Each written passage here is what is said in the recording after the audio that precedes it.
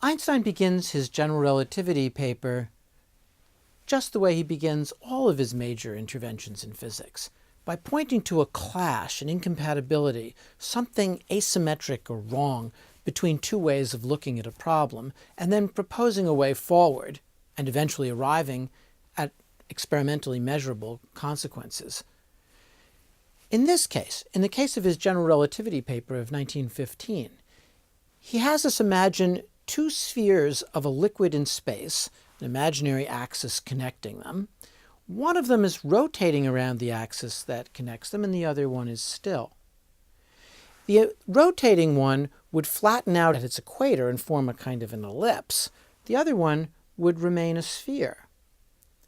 Well, Einstein says, how could that be? How could it be that one of them would flatten out and one of them not, when it's just a motion that differentiates them?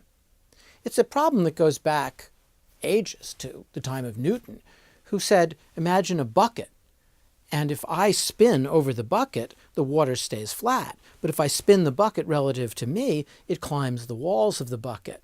What differentiates that, Newton said? Newton believed it had to do with what was absolutely accelerating versus what wasn't, and that acceleration was something that simply referred to absolute space.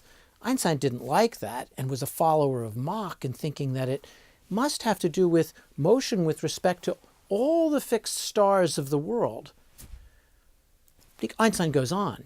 He says, what is the reason for this difference in the two bodies? No answer can be admitted as epistemologically satisfactory unless the reason given is an observable fact of experience. Newtonian mechanics does not give a satisfactory answer to this question. Again, Einstein focusing on the epistemological. What is satisfactory as knowledge? And for Einstein, it had to be knowledge with respect to the observable. Talking about absolute space for Einstein was simply not allowable. Einstein goes on, again pushing hard on the very idea of his own theory of special relativity to see where it breaks down. Consider a disk with a radius r, so a diameter 2r, and a circumference 2 pi r. Now imagine that disk spinning. And the special theory of relativity says that the circumference elements will get shrunk with respect to a still observer, because in the direction they're moving, they'll shrink by the factor 1 over the square root of 1 minus v squared over c squared. But the circumference is perpendicular to the radius, and the radius won't shrink because it's perpendicular to the direction of motion.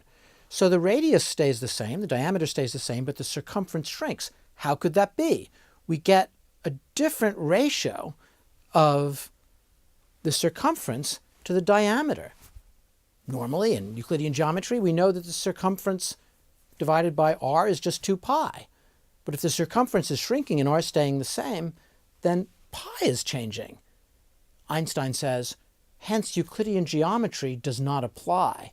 Something's going wrong with geometry itself when we start to deal with circular motion, which is accelerated. And there, Einstein thinks, lies the nub of the problem.